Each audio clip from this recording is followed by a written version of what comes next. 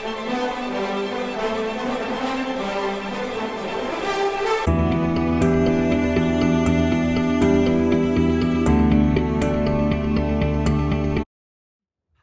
back, friends. Today and for the next few episodes, I am just incredibly honored, delighted, and filled with joy to introduce you Julie Alexander. Um, she is co-founder of the Alexander Apostolate. I'll let her speak to that personally. She has a beautiful story with that. Um, and our co-host Sarah, um, not quite sure where she is, so if she's able to join us, we will graft her in with the show. But I wanted to go ahead, out of respect of Julie's time, to continue on with this. Good to be here with you. Thank you for asking me. Well, just trust in the Holy Spirit to take it where He wants it to go, right? That's right. That's right. Good. That's right. Um, Julie, in case you weren't didn't have an opportunity to take a look at our past shows, and it's good to take stock of where we've been. We're looking at the overall topic of cultivating a Catholic marriage. So the first set of episodes dealt with defining a Catholic marriage. It's centered around the four F's: faithful, fruitful, forever, and forsaking all others. I add a T for tithing. Um, we didn't go into much definition of tithing. I think that's very much a separate show, but that T encompassing a sense of generosity with money. We considered that it was really an impossible task without grace, which is why there is a covenant provided for. We went in, we spent a little bit of time talking about covenant and contracts and that sort of thing. And that is the oath of the couple, which elevates the contract to a covenant, and that's where the grace is supplied. So that was the first set, defining terms.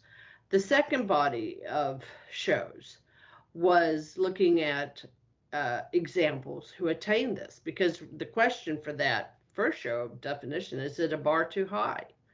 I mean, is it even possible these days? And some, as you know, will tell you it's just been there, done that, ain't doing it now. So we looked at some blesseds, some couples through the ages. I should have had their book, here it is, pulled out. You probably know it, Ferdinand Holbrook's book. And I took some from there, such as Anne and Joachim and Mary and Joseph, because they're tied to the incarnation. Monica, so now, but then we will spread out through the centuries. Monica and Patricius, Thomas, so she was a saint, husband was not. Thomas More and Jane Colt, he is, she isn't. Then Louis and Zelly Martino, coming into our generation. And then Gianna and Pietro Mola. So that's our background. Any thoughts before we move forward from there? Yeah, I'll just use the word critical.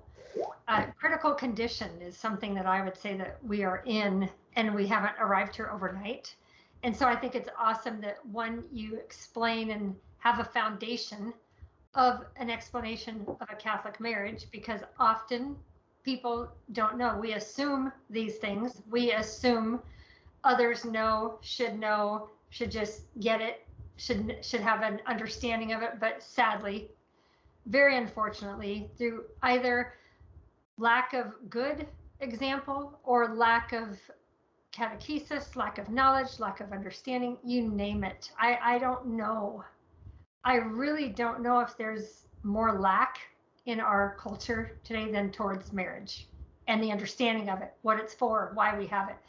I love the fact that you were bringing up the saints, the married saints, and then you said, well, you're like Thomas More, he is a saint, and she was not. And I was like, okay, yes. How did he become a saint? Because she was there for him and praying for him, and Right. standing next to him in that tumultuous time of his life. Can you imagine that? His wife, oh my Lord. But I love looking at all the differences and all the examples that we have. And I would say you are correct when you say, even myself, I can say that my parents have been married for 63 years. Beautiful, incredible marriage. But I remember leaving the house, going to college, and finding, this dating scene awesome and wonderful and great, and meeting my now husband, Greg, then, and really thinking that my parents had such a holy, perfect marriage. How in the world could you attain that? So didn't even think it was possible, because it wasn't anything that was really talked about. We had catechesis, we had, then it was CCD and had it in our home. But in terms of marriage, I think we just all assumed that it's just something that you do, it works, it's good. But yet, wow, did we ever? I wonder if we would have known then, or my parents would have known then, if we would have been at this point where we're hearing the final battle between God and Satan is between marriage and the family. And oh my goodness, have we seen that come full force in the destruction of the family, which is the disintegration of marriage and changing marriage into be something that it cannot be. All of it is a direct target towards God. And yes, it's so important that you're covering what you're covering, and I'm honored to be a part. So thank you. Very good. Very good. I think Sarah's ready. This is our opening episode, so we'll keep this short, and then we will pick up on the next episode with Sarah. Awesome. Till then, my friends, fides oratio.